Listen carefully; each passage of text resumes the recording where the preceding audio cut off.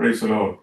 കർത്താവ് എല്ലാവരും ധാരാളം സഹായിക്കുകയും അനുഗ്രഹിക്കുകയും ചെയ്യട്ടെ. നമ്മുടെ ബൈബിൾ ക്ലാസിന്റെ രണ്ടാമത്തെ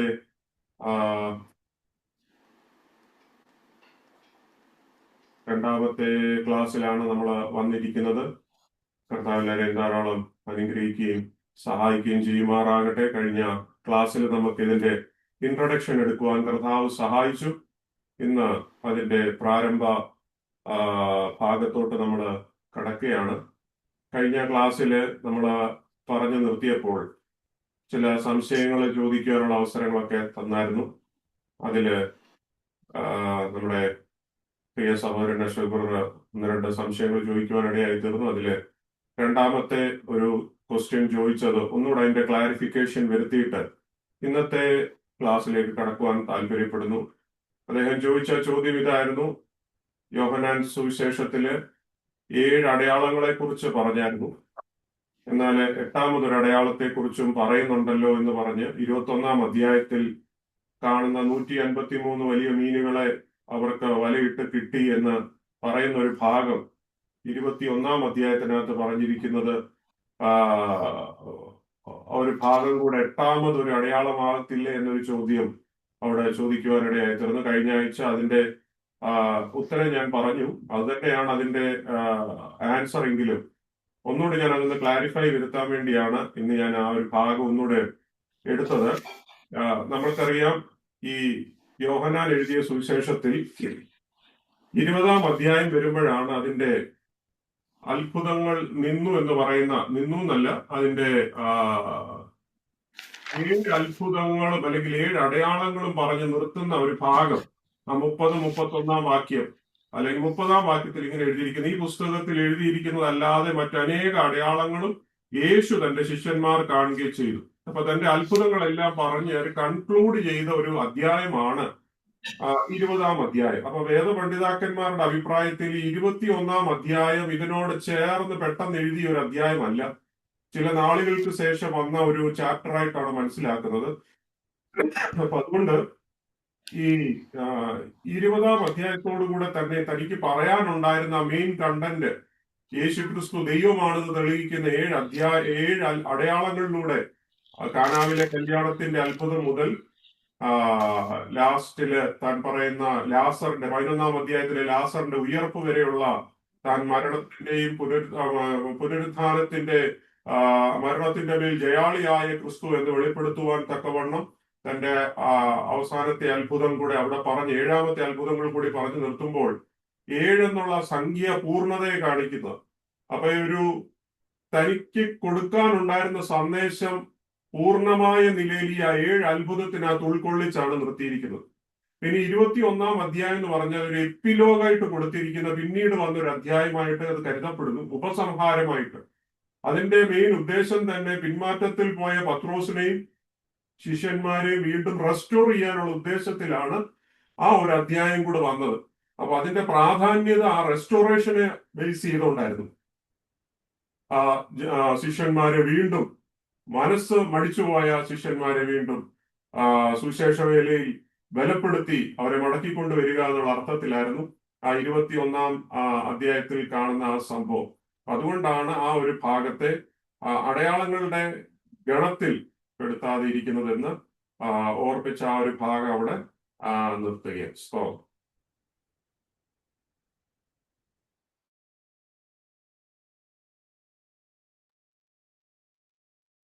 തുടർന്ന് നമ്മൾ ഇന്ന് ചിന്തിക്കാൻ പോകുന്ന ഭാഗം യോഹന്നാൻ എഴുതിയ സുവിശേഷം 1-ാം അധ്യായം 1 മുതൽ അതിന്റെ 18 വരെയുള്ള വേദഭാഗമാണ് ഇന്ന് നമ്മൾ ചിന്തിക്കാൻ പോകുന്നത്. ഇത് നിങ്ങൾ വായിച്ചു എന്നാണ് ഞാൻ കരുതുന്നത്. വളരെ പ്രാർത്ഥനയോടെ നമുക്ക് ഈ അധ്യായത്തിലേക്ക് കിടക്കാം. വളരെ പ്രാധാന്യം അർഹിക്കുന്ന ഒരു 18 വാക്യങ്ങളാണ് ആദ്യത്തെ ഒരു ഭാഗത്ത് നമുക്ക് കാണുവാൻ കഴിയുന്നത്. അപ്പൊ ഇതൊരു സാധാരണ ഒരു ബുക്കിന്റെ ഒരു ഇൻട്രൊഡക്ഷൻ പോലെയല്ല. ഈ ബുക്കിന് വളരെ പ്രാധാന്യമുള്ള ഒരു പുസ്തകമാണ് ഈ യോഹന്നാൻ എഴുതിയ സുവിശേഷം. അതിന്റെ പ്രാരംഭ ഭാഗം നമ്മൾ വായിച്ചു നോക്കുമ്പോൾ നമുക്ക് മനസ്സിലാക്കാൻ പറ്റുന്നു.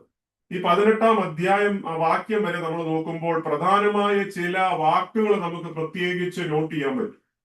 ഒന്ന്, അതിനകത്ത് മനസ്സിലാക്കാൻ പറ്റുന്ന ഹൈലൈറ്റ് ചെയ്യുന്ന ചില വാക്കുകൾ ഞാൻ പറയാം. വെളിച്ചം, ഇരുട്ട്, ജീവൻ, പിന്നെ വിശ്വാസം, അവിശ്വാസം, ലോകം, പിന്നെ സാക്ഷ്യം അല്ലെങ്കിൽ സാക്ഷിയാകുക, കൃപ, സത്യം, പുത്രനിലൂടെ പിതാവിനെ അറിയുക ഇത്യാദി വാക്കുകൾ നമുക്ക് പലയിടത്തും കാണാൻ പറ്റും. ഏതൊക്കെയാണെന്ന് മനസ്സിലായോ? ലൈറ്റ് ആൻഡ് ഡാർക്ക്നെസ്, വെളിച്ചവും ഇരുട്ടും, വിശ്വാസവും അവിശ്വാസവും, ജീവൻ എന്നുള്ള വാക്ക്, ലോകം എന്നൊരു വാക്ക്, സാക്ഷിയാകുക എന്ന വാക്കുകൾ, കൃപയും സത്യവും എന്ന വാക്കുകൾ, പിന്നെ പുത്രനിലൂടെ പിതാവിനെ അറിയുക എന്ന വാക്കുകൾ ഇത്യാദി വാക്കുകൾ ഈ 18-ാം അധ്യായം വരെ ഇതിന്റെ വിത്തുകൾ പാകിയിട്ടുണ്ട് യോഹന്നാൻ. അപ്പൊ നിങ്ങൾ ഇത് തുടർന്ന് മുമ്പോട്ട് 21-ാം അധ്യായം വരെ പോകുമ്പോൾ ഈ വാക്കുകൾ പലയിടത്തും കാണും. അപ്പൊ ഈ വാക്കുകൾ വീണ്ടും നിങ്ങൾ കേൾക്കുമ്പോൾ ഓർത്തോണം, ഇതിന്റെ വിത്തുകൾ പാകിയിരിക്കുന്ന ഈ 18 വാക്യങ്ങളിനകത്ത് കിടപ്പുണ്ട്. ഈ വാക്കുകളെല്ലാം ഈ 18 വാക്യങ്ങളിനകത്ത് ഉൾക്കൊള്ളിച്ചിട്ടുണ്ട്. Praise the Lord. അപ്പൊ നമുക്ക് പ്രാരംഭമായിട്ട് ഒന്ന് ധ്യാനിക്കാൻ 1 മുതൽ 5 വരെയുള്ള വാക്യങ്ങൾ നിങ്ങൾക്ക് ആർക്കെങ്കിലും ഒന്ന് മലയാളത്തിലും തമിഴിലും കൂടെ ഒന്ന് വായിക്കും. 1 മുതൽ 5 വരെയുള്ള വാക്യം. ആദിയിൽ വചനം ഉണ്ടായിരുന്നു, വചനം ദൈവത്തോടു കൂടെ ആയിരുന്നു, വചനം ദൈവമായിരുന്നു, അവൻ ആദിയിൽ ദൈവത്തോടു കൂടെ ആയിരുന്നു. സകലവും അവൻ മുഖാന്തരം ഉളവായി, ഉളവായത് ഒന്നും അവനെ കൂടാതെ ഉളവായതല്ല. അവനിൽ ജീവൻ ഉണ്ടായിരുന്നു, ജീവൻ മനുഷ്യരുടെ വെളിച്ചമായിരുന്നു. വെളിച്ചം ഇരുട്ടിൽ പ്രകാശിക്കുന്നു, ഇരുളോ അതിനെ പിടിച്ചടുക്കിയില്ല. ஆதியிலே வார்த்தை இருந்தது, அந்த வார்த்தை தேவனிடத்தில் இருந்தது, அந்த வார்த்தை தேவனாய் இருந்தது. அவர் ஆதியிலே தேவனோடு இருந்தார். சகலமும் அவர் மூலமாய் உண்டாயிற்று, உண்டானதென்றும் அவராலே அல்லாமல் உண்டாகவில்லை. அவருக்குள் ஜீவன் இருந்தது, அந்த ஜீவன் மனுஷருக்கு ஒளியாய் இருந்தது.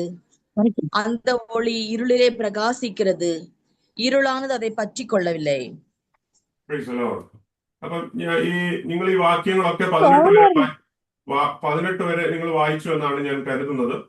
അപ്പൊ നമ്മളിപ്പോ ഈ 5 വാക്യങ്ങൾ വായിച്ചത് നിങ്ങൾ പ്രത്യേകം ശ്രദ്ധിച്ചു എന്ന് ഞാൻ കാണുന്നു. അതിന്റെ ആദ്യം വാക്യം നിങ്ങൾ ശ്രദ്ധിച്ചു, ആദിയിൽ വചനം ഉണ്ടായിരുന്നു. ഇതുപോലൊരു ആദി നിങ്ങൾ വേറൊരിടത്ത് വായിച്ചിട്ടുണ്ടല്ലോ. അത് എവിടെയാണ്? ഓർമ്മയിലുള്ളവർ പറയാ വേഗത്തിൽ. എവിടെയാണ് ഈ ആദിയിൽ കേട്ടിട്ടുള്ളത്? എക്സോഡസ്.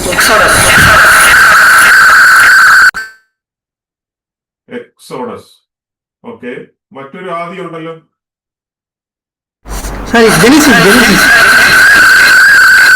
ആകാശവും ഭൂമിയെ സൃഷ്ടിച്ചു.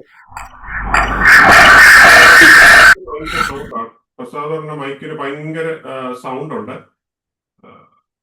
ഡിവൈസിന്റെ പ്രോബ്ലം ആയിരിക്കും. ഓക്കെ,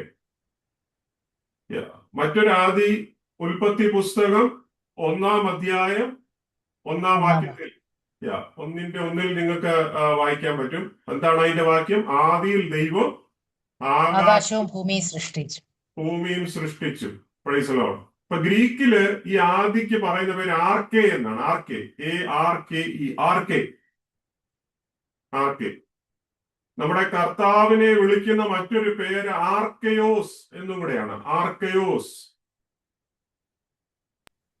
ആദിയിലുള്ളവൻ. ആർക്കയോസ്, ARKAOS, ആർക്കയോസ് എന്ന് പറഞ്ഞാൽ സകലത്തിലും മുൻപേ ഉള്ളവൻ എന്നതിന്റെ അർത്ഥം. ഇതിൽ നിന്നാണ് ഈ ആർക്കിയോളജി എന്ന വേർഡ് തന്നെ ഉണ്ടായത്. ആർക്കിയോളജി, ഈ പദം വരുന്നത് ഈ ആർക്കെ എന്ന വാക്കിൽ നിന്ന്. എന്ന് പറഞ്ഞാൽ പൗരാണികം, പണ്ടേ ഉള്ളത് എന്നാണ് അർത്ഥം. അപ്പം ഉൽപ്പത്തിക്ക് നമ്മൾ നോക്കുമ്പോൾ ഉൽപ്പത്തിയിൽ എബ്രായ ഭാഷയിൽ ഇതിന് ബെറഷിത്ത്, BERESHIT, ബെറഷിത്ത് എന്നാണ് എബ്രായ ഭാഷയിൽ പറയുന്നത്. ഇതില് നിങ്ങൾക്ക് ഈ 2 ആദിയിലും ഏതാണ് ആദി എന്ന് എങ്ങനെ അറിയാം? ഇതിൽ ഫസ്റ്റ് ആദി ഏതാണ്? യോഹന്നാൻ എഴുതിയ സുവിശേഷത്തിന്റെ 1-ാം അധ്യായം 1-ാം വാക്യത്തിന്റെ ആദിയാണോ ആദ്യത്തെ ആദി? അത് ഉൽപ്പത്തി പുസ്തകം 1-ന്റെ 1 ആണോ ഫസ്റ്റ് ആദി? ഏതാണ് ആദ്യത്തെ ആദി? അപ്പൊ ആദിയിൽ എന്ന് പറയുമ്പോൾ ദൈവത്തിന് തുടക്കമുണ്ടോ? ബൈബിൾ പറയുന്നത് ദൈവം അനാദിയായ ദൈവം അല്ലേ? അപ്പൊ നമ്മൾ യോഹന്നാനിൽ കാണുന്ന ഈ ആദിക്ക് നമ്മൾ പലപ്പോഴും കൊടുക്കുന്ന ഒരു വ്യാഖ്യാനം ആയിരിക്കത്തില്ല. അപ്പൊ നമ്മള് ഗ്രഹിക്കുമ്പോൾ നമുക്ക് മനസ്സിലാക്കാൻ പറ്റും, അല്ലെ? നമുക്കൊരു സർക്കിൾ എടുത്തു കഴിഞ്ഞാൽ ഇതിന്റെ ആദി എവിടെ കണ്ടുപിടിക്കുന്നത്?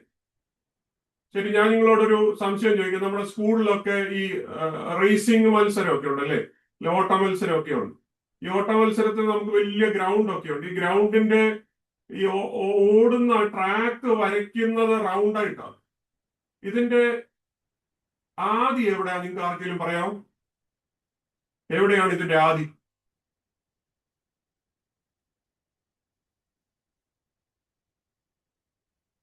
Where is the beginning of that circle?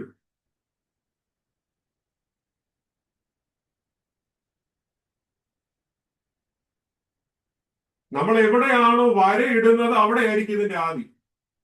ആണോ? നമ്മൾ എവിടെ ലൈൻ ഇടുന്നോ അവിടെ ആയിരിക്കും അതിന്റെ സ്റ്റാർട്ടിംഗ് പോയിന്റ്. അപ്പൊ അതിന്റെ എൻഡിങ് പോയിന്റ് എവിടെ ആയിരിക്കും? ആ വരയിടുന്നിടത്ത് തന്നെ ആയിരിക്കും. ശരിയല്ലേ? എന്നാൽ ദൈവം സമയത്തിന് അതീതനാണ്. സമയത്തിനും കാലത്തിനും മാറ്ററിനും സ്പേസിനും ഒക്കെ അതീതനാണ് നമ്മുടെ ദൈവം. നമ്മള് ഈ വെളിപ്പാട് പുസ്തകത്തിന്റെ 22:1 മനസ്സിലാക്കണം. ദൈവത്തിന്റെ അനാദി എവിടെ ആയിരുന്നു എന്ന് മനസ്സിലാക്കാൻ പറ്റും. വെളിപ്പാട് പുസ്തകം 22-ാം അധ്യായം 1-ാം വാക്യം ഒന്ന് വായിച്ചു നോക്കി. വെളിപ്പാട് 22:1, ഏറ്റവും അവസാനത്തെ അധ്യായം, അവസാനത്തെ അധ്യായത്തിന്റെ ആദ്യത്തെ വാക്യം. വീഥിയുടെ നടുവിൽ ദൈവത്തിന്റെയും കുഞ്ഞാടിന്റെയും സിംഹാസനത്തിൽ നിന്ന് പുറപ്പെടുന്നതായി പളങ്കുപോലെ ശുഭ്രമായ ജീവജല നദിയും അവൻ എന്നെ കാണിച്ചു. അപ്പൊ വീഥിയുടെ നടുവിൽ എവിടെ ആയിരുന്നു? ദൈവത്തിന്റെയും കുഞ്ഞാടിന്റെയും സിംഹാസനം. നിങ്ങൾ അവിടെ 5-ാം വാക്യം വരെ വായിച്ചു നോക്കിയാൽ മനസ്സിലാവും. ഈ അനാദിയിൽ വാണരുളുന്ന പിതാവിനെയും പുത്രനെയും കുറിച്ച് അവിടെ കാണുവാൻ കഴിയും.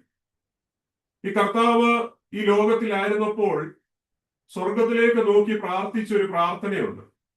യോഹന്നാൻ എഴുതിയ സുവിശേഷം 17-ാം അധ്യായം 1-ാം വാക്യം ഒന്ന് വായിച്ച്. യോഹന്നാൻ സുവിശേഷം 17-ാം അധ്യായം 1-ാം വാക്യം. അവിടെ എന്താ വായിക്കുന്നത്?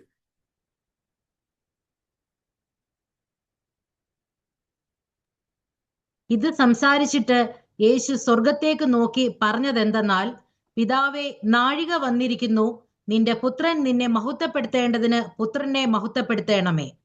പുത്രനെ മഹത്വപ്പെടുത്തേണമേ. ഇനി 5-ാം വാക്യം കൂടെ.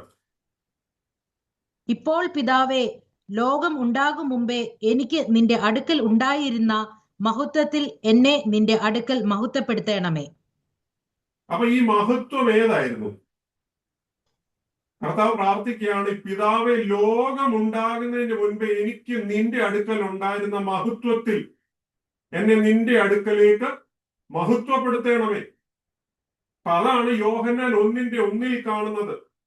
വചനം ദൈവത്തോട് കൂടെ ആയിരുന്നു. ആ ഭാഗമാണ് ഇവിടെ പറയുന്നത്. അതിന്റെ വെളിപ്പാട് യോഹന്നാന് ലഭിക്കുന്നത്, വെളിപ്പാട് പുസ്തകം എഴുതുന്ന ആരാ? ഈ യോഹന്നാനാ. തനിക്ക് മനസ്സിലായി പിതാവ് എങ്ങനെയാണ് ഉയരത്തിൽ പിതാവിനോടൊപ്പം കർത്താവ് വാണരുളിയ ആ ഒരു ചിത്രം 22-ാം അധ്യായത്തിൽ കാണുകയാണ്. അപ്പൊ യോഹന്നാൻ 1:1 ശരിക്കുള്ള ആദി. അപ്പൊ ഈ ഉൽപ്പത്തി 1:1 നമ്മൾ മുമ്പേ പറഞ്ഞൊരു വൃത്തത്തിന്റെ ഒരു വരയാ, ദ സ്റ്റാർട്ടിംഗ് പോയിന്റ്. ഈ ലോകത്തിൽ നടക്കുന്ന സകലതും ഈ വൃത്തത്തിനകത്ത് ഉൾക്കൊള്ളിച്ചിരിക്കുക. എന്നാൽ ദൈവത്തിന്റെ ആദി ഇതിന്റെ മുകളിലാണ്. പറഞ്ഞു മനസ്സിലായോ? അപ്പൊ ഈ വൃത്തം പൂർത്തിയാകുമ്പോൾ വീണ്ടും എവിടെ വന്നിക്കും? യോഹന്നാൻ 1:1 വന്ന് നിൽക്കും. അപ്പൊ യോഹന്നാൻ 1:1 വെളിപ്പാട് പുസ്തകം 22:1 കൂടി ഈക്വലാണ്. അപ്പൊ ശരിക്കുള്ള ആദി മനസ്സിലായോ? അപ്പൊ ശരിക്കുള്ള ആദി എന്ന് പറഞ്ഞാൽ ഉൽപ്പത്തി പുസ്തകം 1:1 അല്ല. ഇതിനും മുകളിൽ അനാദിയായി വാണ ഒരു ദൈവത്തിന്റെ ചിത്രമാണ് യോഹന്നാൻ വരച്ചു കാണിക്കുന്നത്. അപ്പൊ ഇത് എഴുതാനുള്ള ഭാഗ്യവും ദൈവത്തിന്റെ നിത്യമായ ആ നിത്യതയുടെ വെളിപ്പാടും ആർക്ക് കാണാനുള്ള ഭാഗ്യം ഒത്തു? യോഹന്നാന് കാണാനുള്ള ഭാഗ്യം. ഇതാണ് നമ്മൾ അവിടെ 1-ാം വാക്യത്തിൽ വായിക്കുന്നത്. In the beginning was the word and the word was with God and the word was God. Price the Lord. Hallelujah. ഇത് മൂന്ന് വാക്യമാണ് ഒന്നാം വാക്യത്തിൽ തന്നെ പറയുന്നത്. ആദിയിൽ വചനമുണ്ടായിരുന്നു. ആദിയിൽ വചനമുണ്ടായിരുന്നു എന്ന് പറഞ്ഞാൽ ആദിയിൽ ഏതോ ഒരു സുപ്രഭാതത്തിൽ വചനം നിലനിന്നു, അല്ലെങ്കിൽ കമ്മിങ് ടു എക്സിസ്റ്റൻസ് എന്നല്ല അതിന്റെ അർത്ഥം. ഒരു സുപ്രഭാതത്തിൽ പെട്ടെന്ന് വചനം വന്നു എന്നല്ല. ആദിയിൽ വചനത്തിന് ഒരു തുടക്കം ഉണ്ടായി എന്നുമല്ല അതിന്റെ അർത്ഥം. ദ വേർഡ് ഓൾറെഡി വാസ് എന്ന് പറഞ്ഞാൽ ആദിയിലേ വചനമുണ്ടായിരുന്നു. കണ്ടിന്യൂസ് എക്സിസ്റ്റഡാ, അല്ലേ? അവനൊരു അന്തമില്ല. എന്നാ തുടങ്ങിയെന്ന് പറയാൻ പറ്റത്തില്ല. ആദിയിലേ ഉണ്ടായിരുന്നു. എന്നാൽ 1:1 in the beginning God created. അവിടെ ക്രിയേഷന്റെ തുടക്കം അവിടെ പറയുന്നത്. എന്നാൽ ഈ ക്രിയേഷന് മുൻപേ നിലനിന്ന ഒരു ദിവ്യമായ വചനം, ദ വേർഡ് ഓൾറെഡി എക്സിസ്റ്റഡ്. അതാണ് നമ്മൾ ഇവിടെ കാണുന്നത്. അപ്പൊ യേശു കർത്താവാണ് യഥാർത്ഥ സാക്ഷാൽ വചനമായവർ. അപ്പൊ യേശുവിന്റെ ജനനം നമ്മൾ വിചാരിക്കുന്നത് പോലെ അവൻ ബേത്ലഹേമിൽ തന്റെ ജഡം ജനിച്ചത് കൊണ്ട് ബേത്ലഹേം അല്ല യേശുവിന്റെ തുടക്കം. 1:1 യേശുവിന്റെ തുടക്കം. അവന് ബിഗിനിങ് ഇല്ല, അവന് ആരംഭമില്ല. Is eternally, continuously, is without origin. അവൻ ആരംഭമില്ലാത്ത നിത്യനായി വാഴുന്ന ഒരു ദൈവമാണ്. ഏൽ ഒലാം എന്നാണല്ലോ എബ്രായ ഭാഷയിൽ പറയുന്നത്, എവർലാസ്റ്റിംഗ് ഗോഡ്. രണ്ടാം ഭാഗം പറയുന്നത് വചനം ദൈവത്തോടു കൂടെയാണ്. ദൈവത്തോടു കൂടെ. പ്രോസ് എന്ന പ്രിപ്പോസിഷൻ ഉപയോഗിച്ചിരിക്കുന്നു. വിത്ത് ഗോഡ്, വിത്തിന് കൊടുത്തിരിക്കുന്നു. പ്രോസ് എന്ന് പറഞ്ഞാൽ the face to face relationship with the Father, അല്ലേ? There is an intimacy with the Father. There is a communion with the Father. ദൈവവുമായിട്ട് അഭേദ്യ ബന്ധമുള്ള, പിതാവുമായിട്ട് അഭേദ്യ ബന്ധമുള്ള ഒരു പുത്രനെ അവിടെ കാണുന്നു. അപ്പൊ ഗോഡ് ഹെഡിൽ, അതായത് ഡിവിനിറ്റിയിൽ, ദൈവത്വത്തിൽ 3 വ്യക്തികൾ. The God the Father, God the Son, God the Spirit. അതാണ് ട്രിനിറ്റി. ട്രിനിറ്റിയെ കുറിച്ച് മറ്റൊരു ക്ലാസ് ദീർഘമായി എടുക്കേണ്ടതായിട്ടുണ്ട്. അതുകൊണ്ട് ട്രിനിറ്റി ഞാൻ കൂടുതൽ വിശദീകരിക്കാൻ പോകുന്നില്ല. എന്നാൽ നമ്മൾ ഇവിടെ വായിക്കുമ്പോൾ ദൈവത്തിന് നമ്മൾ പറയുന്ന മറ്റൊരു പേരാണ്, അല്ലേ? God is love. അപ്പൊ ലവ് എന്ന ഒരു വാക്ക് ചുമ്മാതെ പറയുന്നതല്ല. ഇപ്പൊ എനിക്ക് സ്നേഹമുണ്ടെന്ന് ഞാൻ പറഞ്ഞുകൊണ്ട് കാര്യമായില്ല. സ്നേഹമുണ്ടത് എങ്ങനെയാണ്? അത് തെളിയിക്കുകയാണ് വേണ്ടത്, എക്സ്പ്രസ് ചെയ്യാണ് വേണ്ടത്. അപ്പൊ ദൈവം സ്നേഹമാണെന്ന് പറയുമ്പോൾ ന്യൂമറിക്കലി 1 അല്ല.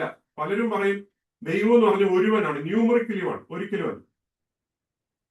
കാരണം ദൈവം എന്ന എബ്രായ ഭാഷയിൽ തന്നെ പ്ലൂറാലിറ്റി ഇൻക്ലൂഡ് ചെയ്തിരിക്കുന്നത്, ബഹുസ്വരത ഇൻക്ലൂഡ് ചെയ്തിരിക്കുക. ദൈവം ഏകനാന്ന് പറയുമ്പോൾ ആ ഏകത്വത്തിൽ ബഹുത്വമുണ്ട്. അതുകൊണ്ടാണ് ദൈവത്തെ സ്നേഹം എന്ന് പറയുന്നത്. പിതാവ്, പുത്രൻ, പരിശുദ്ധാത്മാവ് തമ്മിൽ ആ സ്നേഹബന്ധത്തിലായിരുന്നു. ഒരു സുപ്രഭാതത്തിൽ ദൈവത്തിനകത്തുളവായി വന്നതല്ല സ്നേഹം. സ്നേഹമാണ് ദൈവം. മനസ്സിലായോ? പിതാവിന്റെ പുത്രനിലും പരിശുദ്ധാത്മാവിലും തമ്മിൽ എന്തില്ല? അഭിപ്രായ വ്യത്യാസങ്ങളില്ല, അടിപിടിയില്ല, വഴക്കുകളില്ല, അസൂയയില്ല, കുശമില്ല.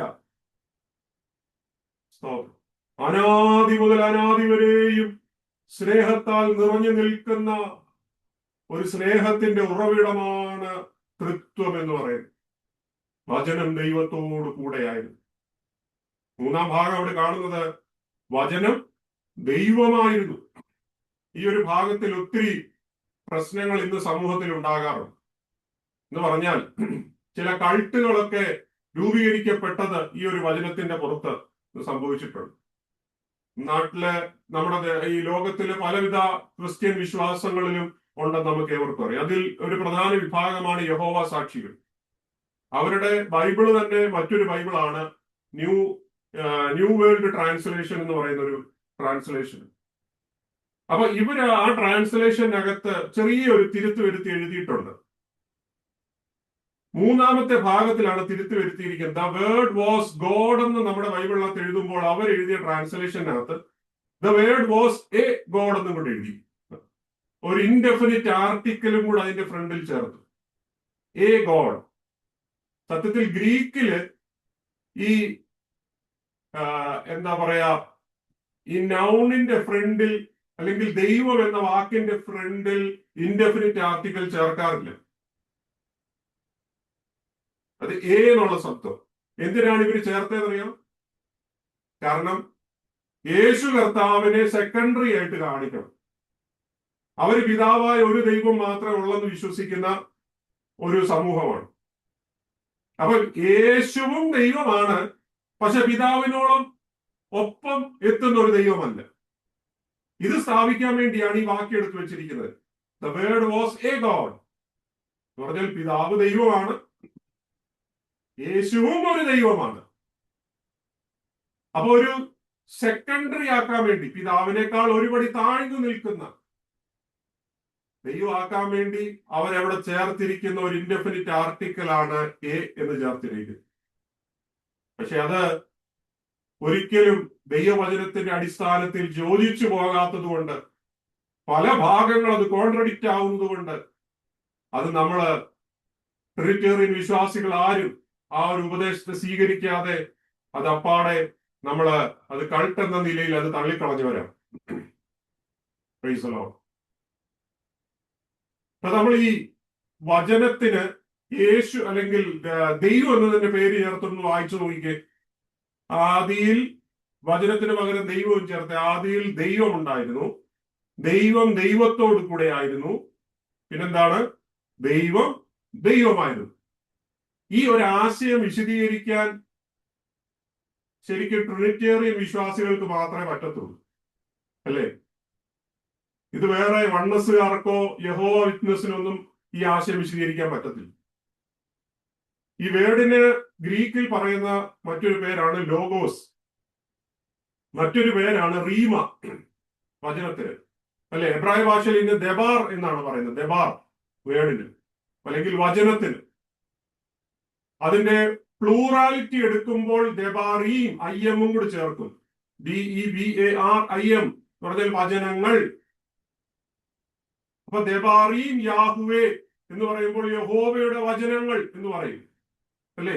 ദെബാറീം നവീം എന്ന് പറയുമ്പോൾ പ്രവാചകന്റെ വചനങ്ങൾ. ഈ രീതിയിലാണ് വരുന്നത്.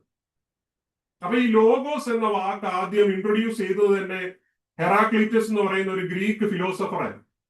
500 BC അദ്ദേഹമാണ് ഈ ഒരു വാക്ക് തന്നെ കൊണ്ടുവന്ന ലോഗോസ് എന്ന വാക്ക് ഗ്രീക്കില്. അപ്പൊ അദ്ദേഹം ഇത് മനസ്സിലാക്കിയത്, ഈ ഇദ്ദേഹം ഫിലോസഫർ ആയിരുന്നല്ലോ, അദ്ദേഹം ഈ യൂണിവേഴ്സിനെ വീക്ഷിച്ചപ്പോൾ അദ്ദേഹത്തിന് ഒരു കാര്യം മനസ്സിലായി. ഈ യൂണിവേഴ്സ് ഇത്ര ഓർഡർലി സെറ്റ് ചെയ്തിരിക്കുന്നത്, ഇത്ര മനോഹരമായി ഈ ചരാചരങ്ങളെയും ഈ അഖിലാണ്ട കടാഹങ്ങളെയും ഗാലക്സിയും ഒക്കെ വളരെ മനോഹരമായി ഇത് അറേഞ്ച് ചെയ്തിട്ടുണ്ടെങ്കിൽ ഇത് ചുമ്മാതെ വരുന്നതല്ല. ഇതിന്റെ പുറകിൽ എന്തോ ഒരു കമാൻഡിങ് ഓർഡർ ഉണ്ട്, ഏതോ ഒരു വാക്കിന്റെ ശക്തി ഉണ്ടെന്ന് അദ്ദേഹത്തിന് മനസ്സിലായി, ഒരു ആജ്ഞാശക്തി ഉണ്ടെന്ന് മനസ്സിലായി. അങ്ങനെയാണ് അദ്ദേഹം പറയുന്നത് there is an order behind it, ഒരു ലോഗോസ് ഇതിന്റെ പുറകിലുണ്ട്. അദ്ദേഹത്തിന് അതിൽ കൂടുതൽ ഒരു കാഴ്ചപ്പാട് അതിനകത്ത് ലഭിച്ചില്ല. ഇതിൽ നിന്നാണ് ഈ ബയോളജി എന്ന വാക്ക് പോലും വരുന്നത്. ജീവൻ, ബയോ പ്ലസ് ലോഗോസ്, അല്ലെ? ജീവൻ വചനം കൂടി ചേരുന്നതാണ്. സയൻസ് പോലും രൂപപ്പെടുന്നത് ഈ ലോഗോസിൽ നിന്നാണ്. ഈ ലോഗോസ് ഇല്ലെങ്കിൽ സയൻസിന് പോലും നിലനിൽപ്പില്ല.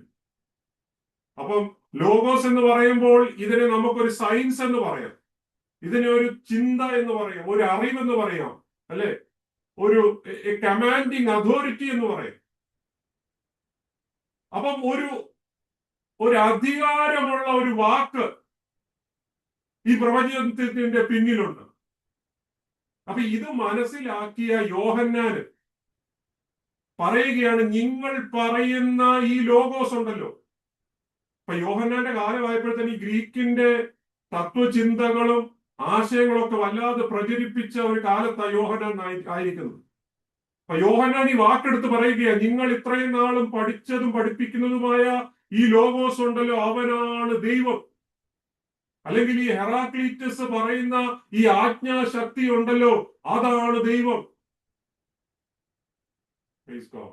അതാണ് നമുക്കവിടെ കാണുവാൻ കഴിയുന്നത്. വചനം ദൈവത്തോടു കൂടെയായിരുന്നു. നിങ്ങൾ രണ്ടാം വാക്യം എടുത്തു നോക്കിയാൽ എന്താ കാണുന്നത്? അവൻ ആദിയിൽ ദൈവത്തോടു കൂടെയായിരുന്നു. ഇത് എടുത്തു പറഞ്ഞിരിക്കുക, റെപ്പറ്റീഷൻ.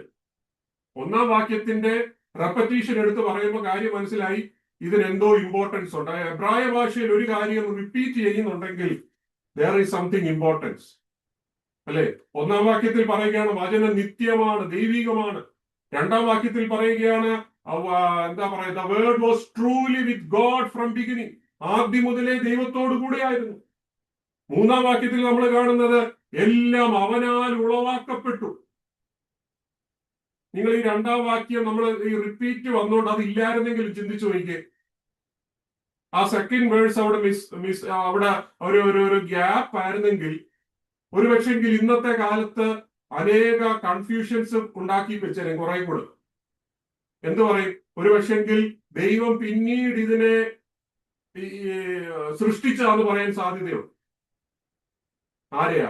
ഈ വചനം അല്ലെങ്കിൽ പുത്രനെ പിന്നീട് സൃഷ്ടിച്ചതാണെന്ന് വേണമെങ്കിൽ പറയാം. അല്ലെങ്കിൽ പുത്രൻ പിന്നീട് വന്നതാണ്, രൂപപ്പെട്ടു വന്നതാണെന്ന് വേണമെങ്കിൽ പറഞ്ഞു പിടിപ്പിക്കാം. ഇത് മനസ്സിലാക്കിയ യോഹന്നാൻ തുടക്കത്തിലേ പറഞ്ഞു. എന്താ പറഞ്ഞിരിക്കുന്നത്? അവൻ ആദിയിൽ ദൈവത്തോടു കൂടെ ആയിരുന്നു.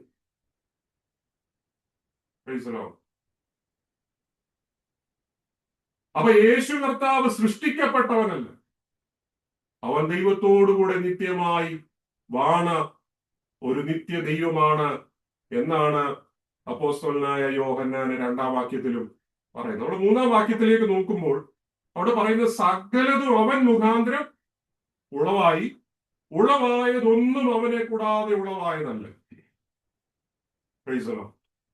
രണ്ട് പ്രധാനമായ സത്യങ്ങളാണ് അവിടെ കാണാൻ പറ്റുന്നത്. ആണോ? എന്ന് പറഞ്ഞാൽ the word is not a creature. ദൈവവചനം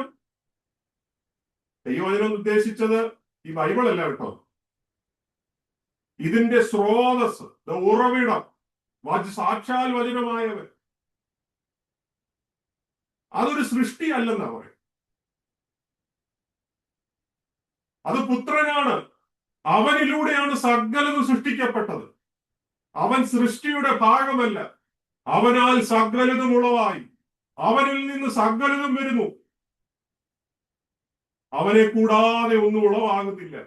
അതാണ് പറയുന്നത്, ഉളവായതൊന്നും അവനെ കൂടാതെ ഉളവായതില്ല. നമ്മൾ കൊലോസ്യ ലേഖനം വായിക്കുമ്പോൾ 1:16 എന്താ വായിക്കുന്നത്? കൊലോസ്യ ലേഖനം 1:16, കൊലോസ്യൻസ് ചാപ്റ്റർ 1:16 പറയുകയാണ്, സ്വർഗത്തിലുള്ളതും ഭൂമിയിലുള്ളതും ദൃശ്യമായതും അദൃശ്യമായതും, സിംഹാസനങ്ങളാകട്ടെ, കർത്തൃത്വങ്ങളാകട്ടെ, വാഴ്ചകളാകട്ടെ, അധികാരങ്ങളാകട്ടെ, അവൻ മുഖാന്തരം സൃഷ്ടിക്കപ്പെട്ടു. അവൻ മുഖാന്തരം, അവനായിട്ടും സകലവും സൃഷ്ടിക്കപ്പെട്ടു. കണ്ടോ? സകലതും ക്രിസ്തു മൂലം, പുത്രൻ മൂലം സൃഷ്ടിക്കപ്പെട്ടു എന്ന് വളരെ വ്യക്തമായി പറയുകയാണ്. 1 കൊരിന്ത്യർക്ക് എഴുതിയ ലേഖനം 8:6 വാക്യം നിങ്ങൾ നോട്ട് ചെയ്ത് വെച്ചാൽ മതി. അവിടെ ഇത് തന്നെ പറയുന്നു, അവൻ മുഖാന്തരം സകലവും, അവൻ മുഖാന്തരം നാമുമാകുന്നു എന്നാ പറയുന്നത്. അപ്പൊ സകലത്തിനു മുൻപേ ഉള്ളവൻ. അപ്പം ഒരു ചിന്ത, ഈ കർത്താവ് ഗലീലയിൽ കൂടെ നമ്മൾ നടക്കുന്ന പോലെ ഈ റോഡിൽ കൂടെ നടന്ന ഒരു വ്യക്തിയാണോ? ഇവനാണോ വിശപ്പ് സഹിച്ച് അത്തിയുടെ ഫ്രണ്ടിൽ വന്ന് നിന്നത്? ഇവനാണോ ശാരീരികമായി ക്ഷീണമേറ്റത്? ഇവനാണോ ലാസറിന്റെ കല്ലറയിൽ വന്ന് കണ്ണീർ വാർത്തത്? ഈ കർത്താവാണോ ഈ ലോകത്തെ മുഴുവൻ സൃഷ്ടിച്ചത്? ഈ കാണുന്ന ഗാലക്സികളെയും, ആറ്റംസിനെയും, മോളിക്യൂൾസിനെയും, അമീബയെയും, മനുഷ്യന്റെ ദൃഷ്ടിയിൽപ്പെടാത്ത സകല ജീവജാല ജന്തുക്കളെയും സൃഷ്ടിച്ച ഇവനാണോ ഈ ഗലീലയിൽ കൂടെ നടന്നു പോകുന്നത്? This is a very big gap to understand. ഇത് പെട്ടെന്ന് ഒരു മനുഷ്യന്റെ തലയ്ക്കകത്ത് ഉൾക്കൊള്ളാൻ ഇച്ചിരി ബുദ്ധിമുട്ടുണ്ട്. ഈ വെളിപ്പാടാണ് യോഹന്നാന് നമുക്ക് തിരുവെഴുത്തിലൂടെ നൽകുന്നത്. ഈ സർവശക്തനായ ദൈവമാണ് നിങ്ങൾ ഈ കാണുന്ന യേശു കർത്താവ്. സ്തോത്രം. 4-ാം വാക്യത്തിൽ നമ്മൾ വരുമ്പോൾ അവിടെ കാണുന്നത് നമ്മൾ വായിച്ചല്ലോ, അവനിൽ ജീവൻ ഉണ്ടായിരുന്നു, ജീവൻ മനുഷ്യരുടെ വെളിച്ചമായിരുന്നു. അല്ലേ? അത് കഴിഞ്ഞ് 5-ാം വാക്യം, വെളിച്ചം ഇരുളിൽ പ്രകാശിക്കുന്നു, ഇരുളോ അതിനെ പിടിച്ചടക്കി. 2 വാക്ക് അവിടെ പ്രത്യേകം പറയുന്നുണ്ട്. ഒന്ന് ജീവൻ, രണ്ടാമത്തെ ഭാഗം വാക്ക് ലൈറ്റ്, വെളിച്ചം. ഈ ജീവന് ഗ്രീക്കില് സോയി എന്നാ പറയുന്നത്. ZOE, സോയി, സോയി. അപ്പൊ ഈ ജീവൻ എന്ന് പറയുന്നത് കർത്താവ് ഏതെങ്കിലും ഉയരത്തിൽ നിന്ന് നമുക്ക് ഗിഫ്റ്റ് തന്ന ഒന്നല്ല, നമുക്കൊരു സമ്മാനമായിട്ട് തന്ന ഒന്നുമല്ല. അവനിലാണ് ജീവനുള്ളത് എന്നാ പറയുന്നത്. അവനിലാണ് ജീവൻ, അങ്ങനെയല്ലേ എഴുതിയിരിക്കുന്നത്. 4-ാം വാക്യം, അവനിൽ ജീവൻ ഉണ്ടായിരുന്നു എന്ന് പറഞ്ഞാൽ അവനെ കൂടാതെ ഒരു ജീവിതം നമുക്ക് നടക്കത്തില്ല, ഒരു എക്സിസ്റ്റൻസ് ഇല്ല. എവിടെ? നിത്യതയോടുള്ള ബന്ധത്തിൽ. നമ്മൾ ലോകത്തിൽ നമ്മൾ പലരും ജീവിക്കുന്നു, ജനിക്കുന്നു, അനേക ആൾക്കാർ മരിച്ചു പോകുന്നു, അതൊക്കെ ശരിയാ. ബയോളജിക്കലി ഫങ്ഷൻസ് എല്ലാം നടക്കുന്നുണ്ട്, ആക്ടിവിറ്റീസ് നടക്കുന്നുണ്ട്.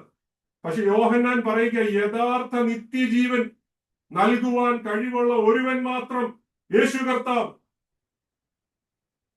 അതിതാ ക്രിസ്തുയേശുവിൽ വാഴുകയും.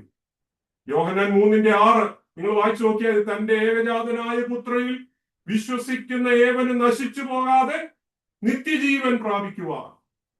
അപ്പൊ യേശു കർത്താവിൽ വിശ്വസിച്ചെങ്കിൽ മാത്രമേ ലോകത്തിന് നിത്യജീവൻ ലഭിക്കത്തുള്ളൂ. യോഹന്നാൻ 5:24 അതാ പറയുന്നത്, വിശ്വസിക്കുന്നവന് നിത്യജീവൻ ഉണ്ടെന്നാ പറയുന്നത്. യോഹന്നാൻ 17:2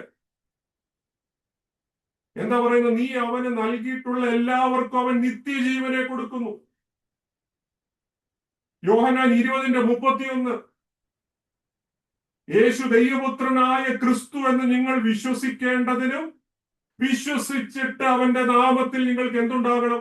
നിത്യജീവൻ ഉണ്ടാകേണ്ടതിന് എഴുതിയിരിക്കും.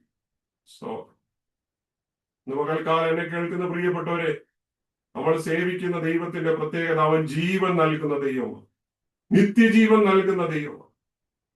Price the Lord. അവന്റെ രണ്ടാമത്തെ പ്രത്യേകത അവിടെ തന്നെ പറയുന്നത് വെളിച്ചം എന്നാണ്. Price the Lord. ഇത് ദൈവത്തിന്റെ വെളിപ്പാടാണ്. അവൻ തന്നെ തന്നെത്താൻ വെളിപ്പെടുത്തുകയാണ്. ഞാനാണ് വെളിച്ചം. സങ്കീർത്തനം 27:1 എന്താ പറയുന്നത്? The Lord is my light, യഹോവ എന്റെ വെളിച്ചം. അവന്റെ സാന്നിധ്യം വരുമ്പോൾ ഇരുട്ട് മാറിപ്പോവുകയാണ്. ഈ വെളിച്ചമായവൻ വരുമ്പോൾ പിന്നെ ഇരുട്ടിന് യാതൊരു സ്ഥാനവുമില്ല, അല്ലേ? അവിടെ എന്താ നമ്മൾ വായിച്ചത്? ഇരുളോ അതിനെ പിടിച്ചടക്കിയില്ല. ഓവർകം, കാറ്റലബാൻ എന്നാ പറയുന്നത്. കാറ്റലബാൻ, ഓവർകം. ഇരുട്ടിന് ഓവർകം ചെയ്യുവാൻ കഴിയാതെ വണ്ണം വെളിച്ചത്തിന്റെ ശക്തി അതിഭയങ്കരമാണ്. വെളിച്ചത്തിന്റെ ഒരു കണിക വന്നാൽ മതി, എത്ര വലിയ ഇരുട്ടും മാഞ്ഞു പോകുവാനിടയായിട്ട്. യോഹന്നാൻ പറയുക, ഇവനാണ് സാക്ഷാൽ വെളിച്ചം, ഇവനാണ് സാക്ഷാൽ വെളിച്ചം. Price the Lord. യോഹന്നാൻ 8:12 നമ്മൾ വായിച്ചാൽ എന്താ വായിക്കുന്നത്? ഒരു വാക്യം, 1-2 വാക്യം മാത്രം നിങ്ങൾക്ക് നോട്ട് ചെയ്യാൻ ഞാൻ പറയാം. യോഹന്നാൻ 8:12 യേശു പറയുകയാണ്, ഞാൻ ലോകത്തിന്റെ വെളിച്ചമാകുന്നു, എന്നെ അനുഗമിക്കുന്നവൻ ഇരുളിൽ നടക്കാതെ ജീവന്റെ വെളിച്ചമുള്ളവനായിത്തീരും. Price the Lord. അപ്പൊ ഈ വെളിച്ചത്തെ കെടുത്താൻ വേണ്ടി കർത്താവ് ഈ ഭൂമിയിൽ വന്ന കാലം മുതലേ ലോകത്തിന്റെ പൈശാചിക ശക്തികൾ വല്ലാതെ ശ്രമിക്കുന്നുണ്ട്.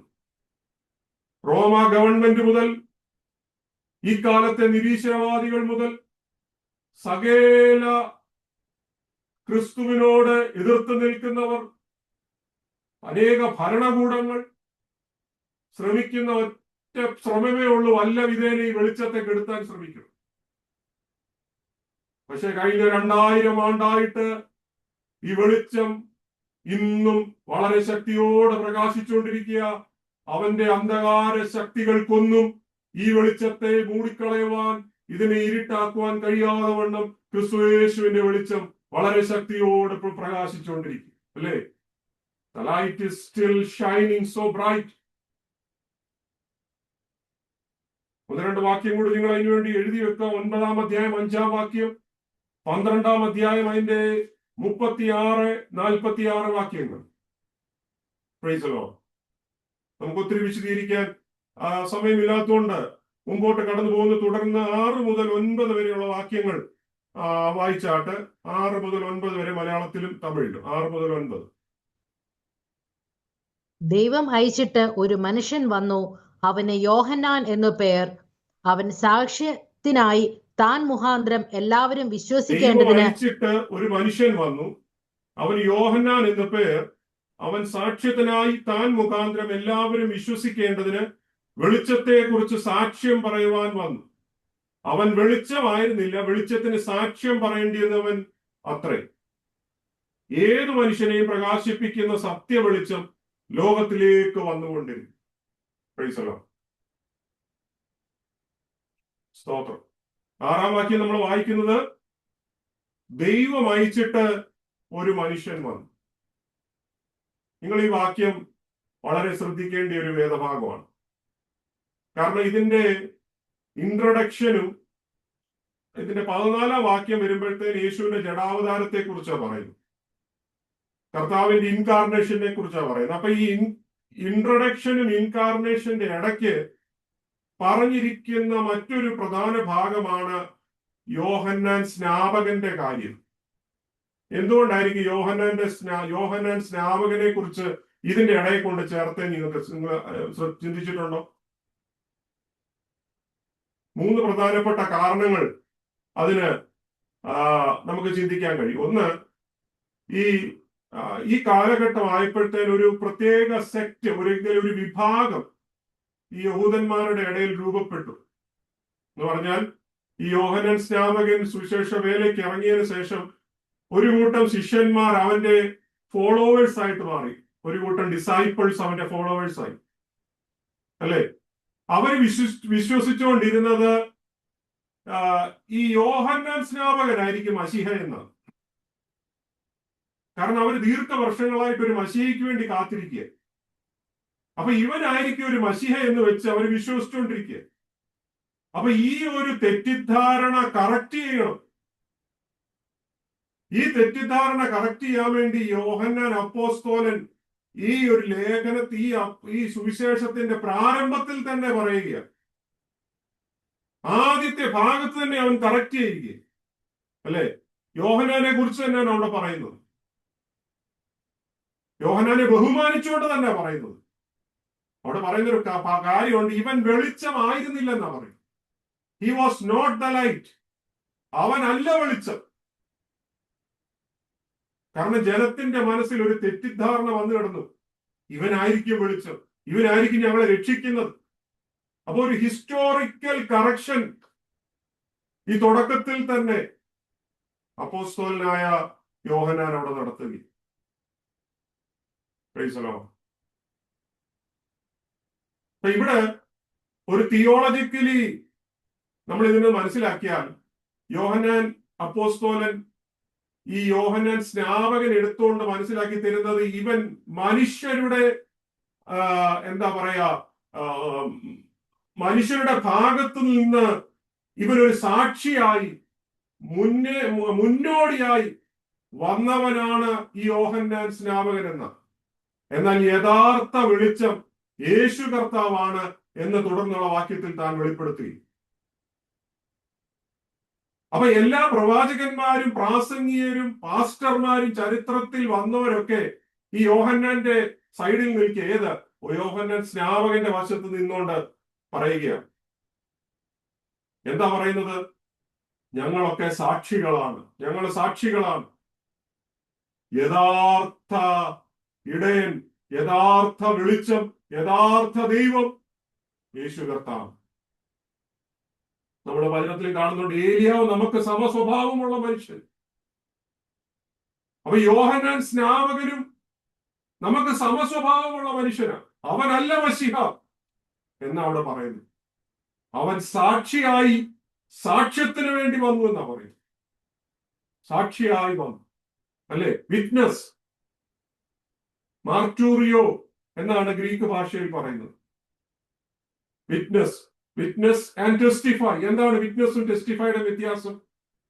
വിറ്റ്നസ് എന്ന് പറഞ്ഞാൽ ഞാനൊരു സംഭവം കണ്ടു, അല്ലെങ്കിൽ ഒരു ആക്സിഡന്റ് കണ്ടു. ഒരു ജനൽ, വീട്ടിലിരിക്കുമ്പോൾ എന്റെ ജനൽ തുറന്നപ്പോൾ ഞാൻ റോഡിൽ ഒരു ആക്സിഡന്റ് കണ്ടു. So I am a witness. ഇനി ഞാൻ കോർട്ടിൽ പോയി.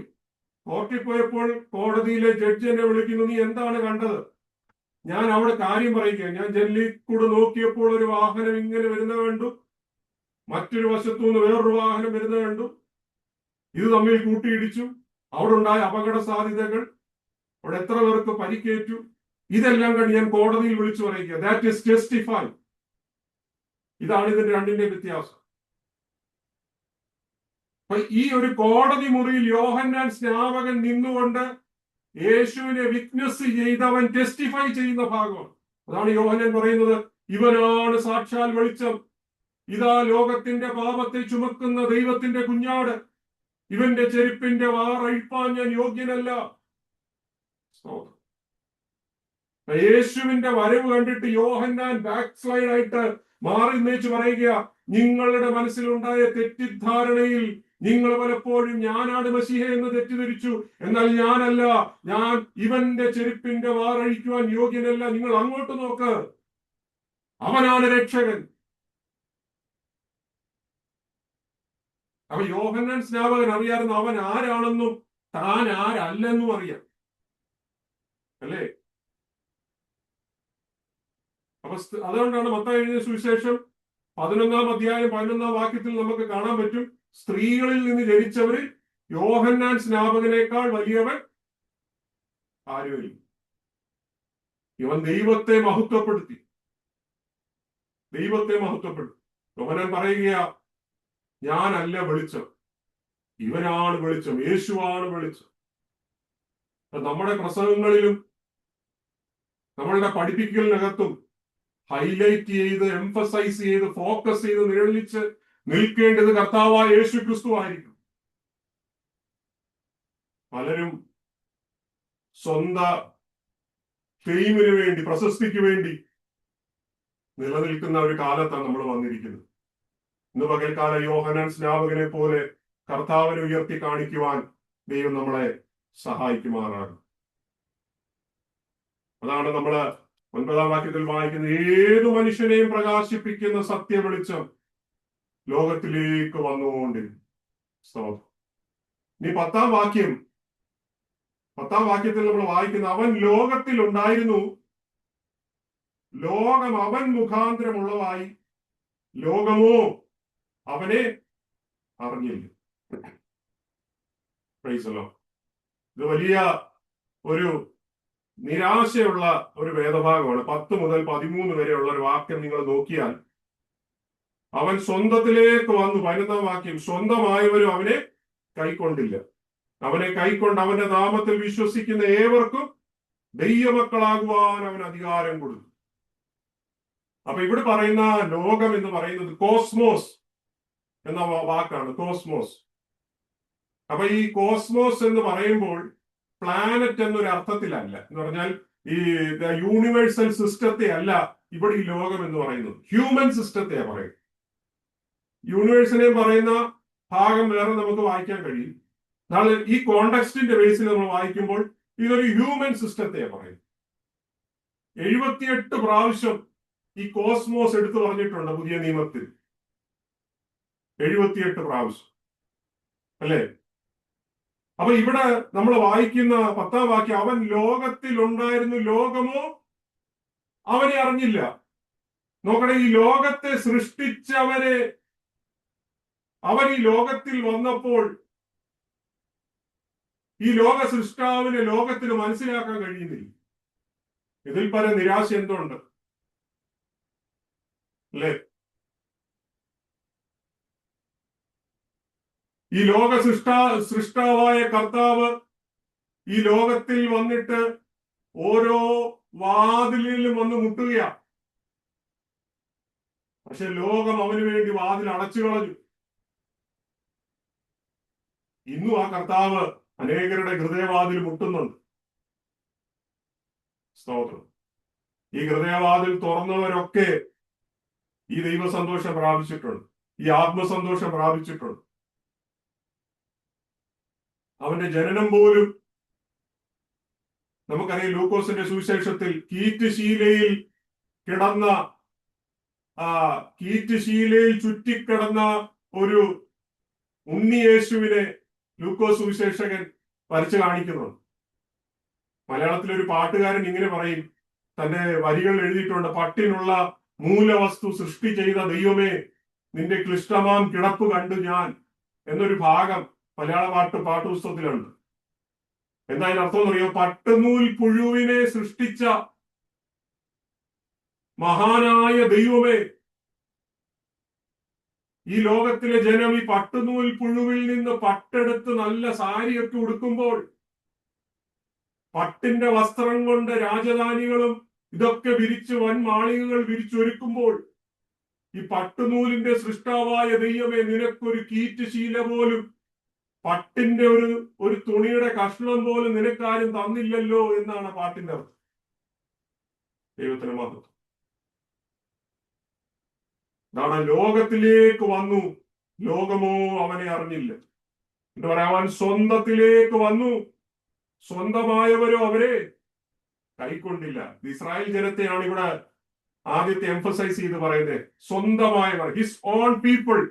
ഇസ്രായേൽ കവനന്റ് ലഭിച്ച, ഉടമ്പടിയുള്ള ദൈവജനം, ന്യായപ്രമാണം ലഭിച്ചവർ, പ്രവാചകന്മാരുള്ളവർ, ദൈവാലയമുള്ളവർ, സങ്കീർത്തനങ്ങൾ ലഭിച്ചവർ, വാഗ്ദത്തം ലഭിച്ചവർ, ഇവരുടെ മധ്യത്തിലേക്ക് മശിഹ കടന്നു വരികയാ. അവർ മശിഹയ്ക്ക് വേണ്ടി കാത്തിരിക്കുക ദീർഘവർഷങ്ങൾ. എന്നാൽ മശിഹ അവരുടെ മധ്യത്തിൽ വന്നപ്പോൾ അവർ വാതിൽ അടച്ചു കളയുകയും.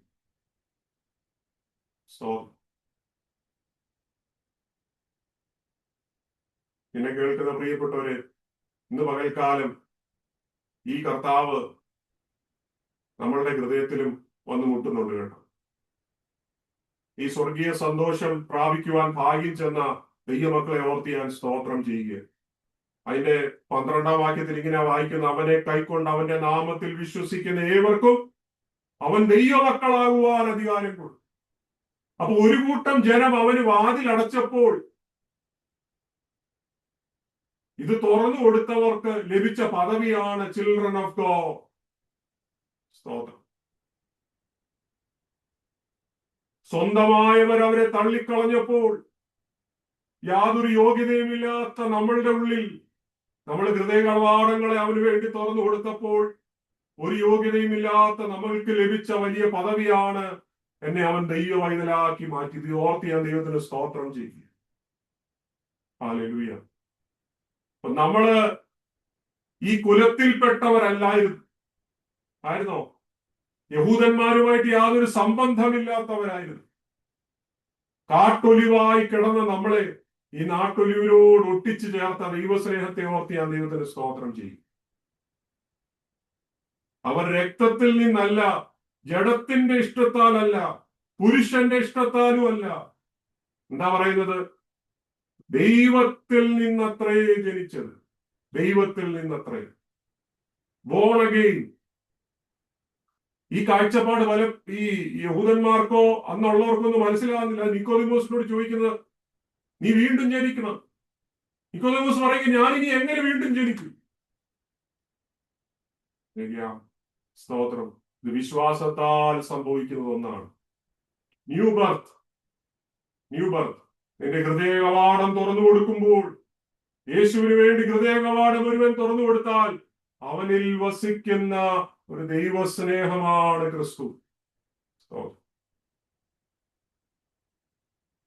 ഇത് നമ്മുടെ പ്രവൃത്തി കൊണ്ട് നടക്കുന്നതല്ല, ദൈവമാണ് നമ്മളുടെ ഉള്ളിൽ ക്രിയ ചെയ്യുന്നത്.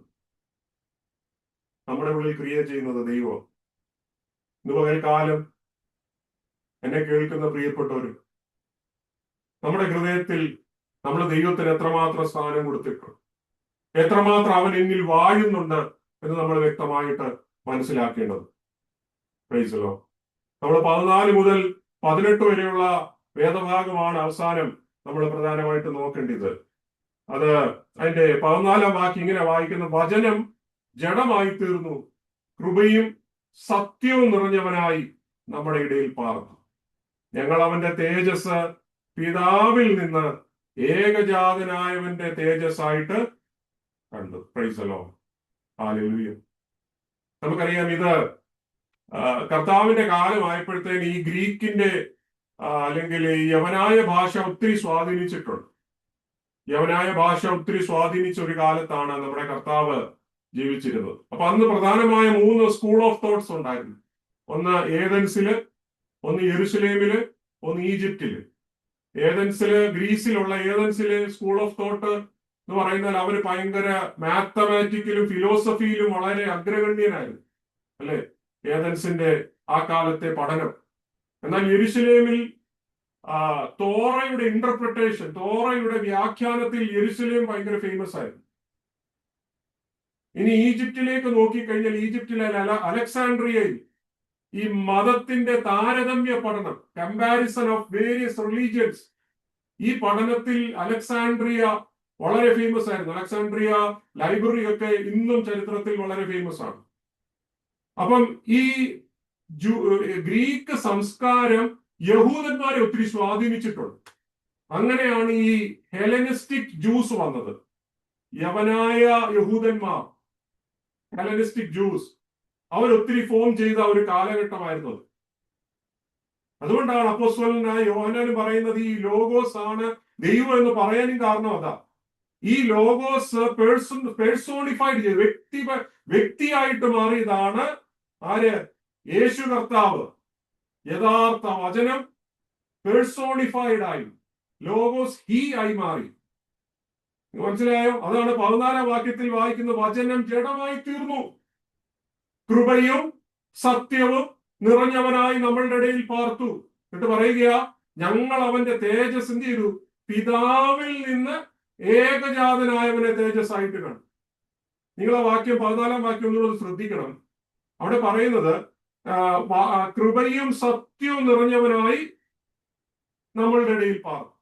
ഇപ്പൊ സത്യം മാത്രം ചെയ്യുന്ന ഒരാളാണെങ്കിൽ പ്രിയപ്പെട്ടവരെ, അത് നമ്മുടെ ജീവിതത്തിൽ എപ്പോഴും ഒരു അപകടമാണ്, ഭയമാണ് നമുക്ക്. ആണോ? സത്യം മാത്രം ചെയ്യുന്ന ഒരു ഓഫീസറിന്റെ കൂടെ നമ്മൾ ജീവിക്കുന്നതെങ്കിൽ, നമുക്കറിയാം നമ്മുടെ ലൈഫിൽ വരുന്ന പോരായ്മകൾ. എന്റെ ചെറിയ ചെറിയ വിഷയങ്ങൾക്കും എനിക്ക് എന്ത് കിട്ടിക്കൊണ്ടിരിക്കും? എനിക്ക് അടി കിട്ടിക്കൊണ്ടിരിക്കും. കാരണം ഓഫീസർ സത്യം മാത്രമേ ചെയ്യത്തുള്ളൂ. അവന് സത്യം അല്ലാതെ വേറൊന്നും ചെയ്യാൻ പറ്റത്തില്ല. അപ്പൊ ഈ സത്യം മാത്രത്തിന്റെ കൂടെ ഞാൻ യാത്ര ചെയ്യുമ്പോൾ എനിക്ക് ഭയമാ, എനിക്ക് നടക്കാൻ പേടിയാ. കാരണം ഞാന് പോരായ്മയുള്ളവന്, ഈ ലോകത്തിൽ എന്നിൽ കുറവശങ്ങൾ വരാൻ സാധ്യതയോ. എനിക്കൊരിക്കലും ഈ സത്യം മാത്രം ചെയ്യുന്നവന്റെ കൂടെ നടക്കാൻ എപ്പോഴും കഴിഞ്ഞെന്ന് വരത്തില്ല. എന്നാൽ ഇവിടെ ഈ കർത്താവിന്റെ മറ്റൊരു ക്വാളിറ്റിയും കൂടെ ഒന്നാമത് ചേർത്തേക്കും. എന്താണെന്നറിയോ? കൃപയും. അപ്പൊ ഈ സത്യത്തിന്റെ കൂടെ കൃപയൂടെ വന്നപ്പോൾ എന്റെ ഭയം മാറുകയാണ്. അപ്പൊ കൃപ എടുത്ത് ആദ്യം വെച്ചു, കൃപയും സത്യവും. ആണോ? അപ്പൊ എന്റെ കുറവുകൾ കാണുമ്പോൾ എന്റെ കൂടെ എന്നെ ഗൈഡ് ചെയ്യുന്നവൻ എന്ത് ചെയ്യുന്നറിയാമോ?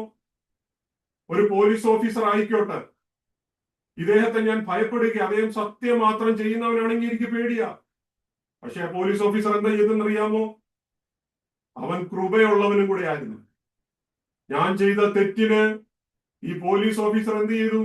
അവൻ എനിക്ക് വേണ്ടി പെനാൽറ്റി അടിക്കുക. എന്റെ കുറവശങ്ങൾക്ക് വേണ്ടി, ഞാൻ ചെയ്ത മിസ്റ്റേക്കിന് എനിക്ക് പകരം പെനാൽറ്റി കൊടുക്കുക. അപ്പൊ എനിക്ക് പകരം ഞാൻ അനുഭവിക്കേണ്ടിയ അല്ലെങ്കിൽ ഞാൻ പേ ചെയ്യേണ്ടിയ പെനാൽറ്റി എനിക്ക് പകരം ഒരാൾ ചെയ്യുകയാണ്. എന്നിൽ വീണ്ടും തെറ്റ് വന്നപ്പോൾ വീണ്ടും അവൻ പെനാൽറ്റി കൊടുത്തു.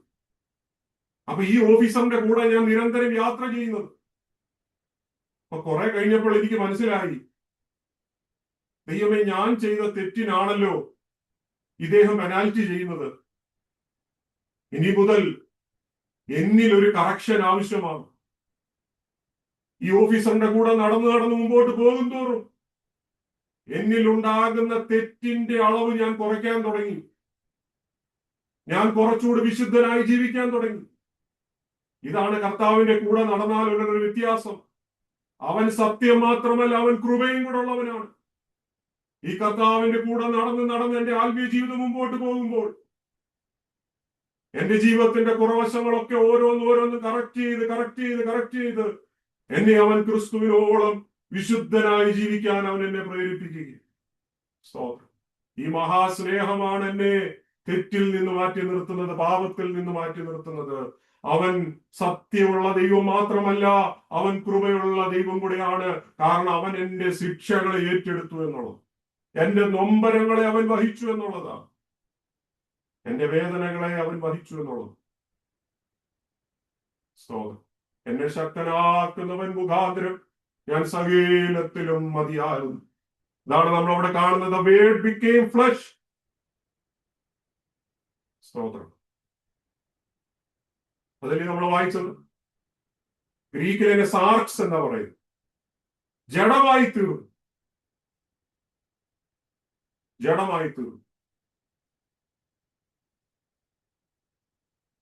ഒരു മനുഷ്യന് ഇത് അവരുടെ കൺസെപ്റ്റിൽ പോലും ചിന്തിക്കാൻ പറ്റാത്ത ഒന്നാണ് ജഡമായി തീരുക. എങ്ങനെ ഒരു ദൈവത്തിന് ജഡമായി തീരാൻ പറ്റും?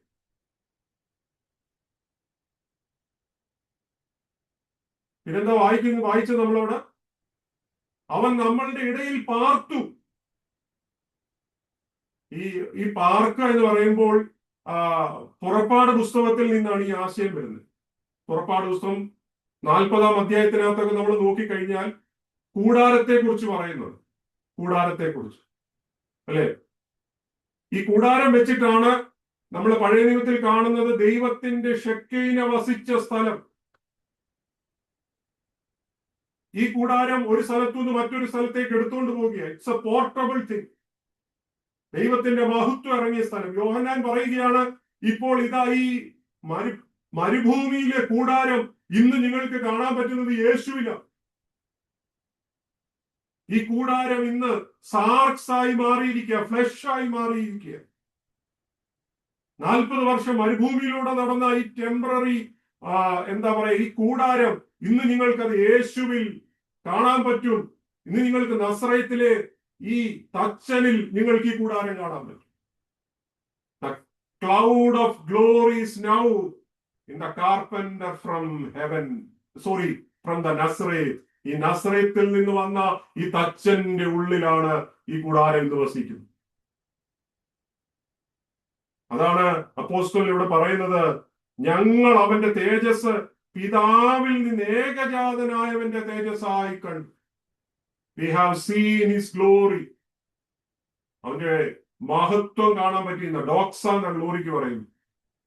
അവന്റെ മഹത്വം കാണാനുള്ള ഭാഗ്യം ഞങ്ങൾക്ക് ഒത്തു എന്ന് പറയും. നമ്മളിന്ന് 14-ാം വാക്യം വരെ ചിന്തിച്ചുള്ളൂ. തുടർന്നുള്ള വാക്യങ്ങൾ നമുക്ക് അടുത്ത വരുന്ന ആഴ്ച നമുക്ക് ചിന്തിപ്പാൻ ദൈവം സഹായിക്കട്ടെ. 14-ാം വാക്യം മുതൽ 18-ാം വാക്യം വരെയുള്ള ഭാഗങ്ങൾ. നമ്മുടെ സമയം ഇന്ന് കഴിഞ്ഞിരിക്കുന്നത് കൊണ്ട് അത് പൂർത്തീകരിക്കാൻ കഴിഞ്ഞില്ല. വരുന്ന 4 വാക്യങ്ങൾ അടുത്ത ക്ലാസ്സിൽ നമുക്ക് ചിന്തിക്കുവാൻ ദൈവം സഹായിക്കട്ടെ. എന്തെങ്കിലും ഈ വിഷയത്തിൽ ചോദ്യങ്ങളുണ്ടെങ്കിൽ നിങ്ങൾക്ക് ചോദിക്കാൻ അവസരമുണ്ട്. ഇല്ലെങ്കിൽ പ്രാർത്ഥിച്ച് ഇന്നത്തെ ക്ലാസ് നമുക്ക് വൈൻഡപ്പ് ചെയ്യാൻ ദൈവം സഹായിക്കും.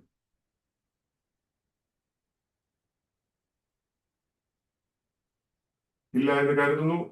നമുക്ക് ഒരുമിച്ച് കണ്ണുകളെ അടയ്ക്കാം. നമുക്ക് ഒരുമിച്ച് പ്രാർത്ഥിക്കും. പരിശുദ്ധനായി ഞങ്ങളുടെ നല്ല ദൈവമേ, സ്വർഗീയ പിതാവേ, നല്ല സമയത്തിനായി സ്തോത്രം ചെയ്യുന്നു, സ്തുതിക്കും. അവിടെ ഞങ്ങളോട് സംസാരിച്ച വലിയ ദൈവകൃപകൾക്കായി സ്തോത്രം. ഈ യോഹന്നാൻ സുവിശേഷത്തിന്റെ 1-ാം ഭാഗത്തിൽ 1-ാം വാക്യം മുതൽ ഈ 14-ാം വാക്യം വരെ കർത്താവേ, അവിടുന്ന് ഞങ്ങൾക്ക് വേണ്ടി സ്വർഗീയ മഹിമകളെ വെടിഞ്ഞ് താണലോകത്തിലേക്ക് ഇറങ്ങി വന്ന് ഞങ്ങളെ ദൈവമക്കളാക്കി തീർത്ത ദൈവകൃപകൾക്കായി നന്ദിയോട് സ്തോത്രം. യാതൊരു യോഗ്യതയുമില്ലാത്ത ഞങ്ങളെ ദിവ്യ സ്നേഹത്താൽ അവിടെ ഞങ്ങളെ വിളിച്ചു വേർതിരിച്ച ദൈവകൃപയെ ഞാൻ നന്ദിയോടെ ഓർക്കുന്നു, സ്തോത്രം ചെയ്യുന്നു. കർത്താവേ, ഹല്ലേലൂയ. വിശുദ്ധിയോടെ ജീവിപ്പാൻ, ഭക്തിയോടെ ജീവിപ്പാൻ ദൈവം ആഗ്രഹിക്കുന്ന അളവിൽ ക്രിസ്തുവിനോളം കർത്താവെ ആത്മീയമായി വളരുവാൻ സ്വർഗീയ പിതാവേ, അവിടുന്ന് ഞങ്ങളെ സഹായിക്കണം. ബലമുള്ള കരങ്ങളിലേക്ക് താഴ്ത്തി സമർപ്പിക്കുന്ന കർത്താവേ, അവിടുത്തെ ജീവന്റെ വചനം ഞങ്ങളെ ജീവിപ്പിക്കുന്നതാകിയാൽ, ശക്തീകരിക്കുന്നതാകിയാൽ കർത്താവ് ജീവന്റെ പുതുക്കത്തിൽ നടക്കുവാൻ അവിടെ ഞങ്ങൾക്ക് കൃപ പകരുമാറാകണമേ. താഴ്ത്തി സമർപ്പിക്കുന്നു കർത്താവ്. ഇത് കേൾക്കുന്ന ഓരോ പ്രിയപ്പെട്ടവരെന്റെയും സഹായിക്കുകയും ബലപ്പെടുത്തുകയും ചെയ്താട്ട് യേശു ക്രിസ്തുവിന്റെ നാമത്തിൽ അപേക്ഷിക്കുന്നതയോട് കേൾക്കണം പരിശുദ്ധ പിതാവേ. ആമേൻ. സ്തോത്രം. ദൈവം നമ്മളെ ധാരാളം സഹായിക്കുകയും അനുഗ്രഹിക്കുകയും ചെയ്യുമാറാകട്ടെ. വരുന്ന ക്ലാസ്സില് നിങ്ങൾ 19 മുതൽ അതിന്റെ 51 വരെയുള്ള വാക്യം കൂടെ വായിക്കണം. ദൈവനാമത്തിൽ ഓർപ്പിക്കും. നമുക്ക് തീർക്കാൻ പറ്റുന്ന പോർഷൻ വരെ നമുക്ക് തീർക്കാമെങ്കിലും ആ 1-ാം അധ്യായം കംപ്ലീറ്റ് ആയിട്ട് വായിച്ചും കൂടെ വരണമെന്ന് ദൈവനാമത്തിൽ ഓർപ്പിക്കുന്നു. എന്തെങ്കിലും ഡൗട്ട്സ് ഉണ്ടെങ്കിൽ നിങ്ങൾക്ക് എന്നോട് മൊബൈലില് വാട്സാപ്പിലൂടെ നിങ്ങൾക്ക് എന്നോട് ചോദിക്കാവുന്നതാണ്. ഞാൻ റിപ്ലൈ ആ രീതിയിൽ നിങ്ങൾക്ക് തരുന്നതായിരിക്കും. ദൈവം നമ്മളെ ഓരോരുത്തരെയും സഹായിക്കട്ടെ. God bless you. Praise Lord.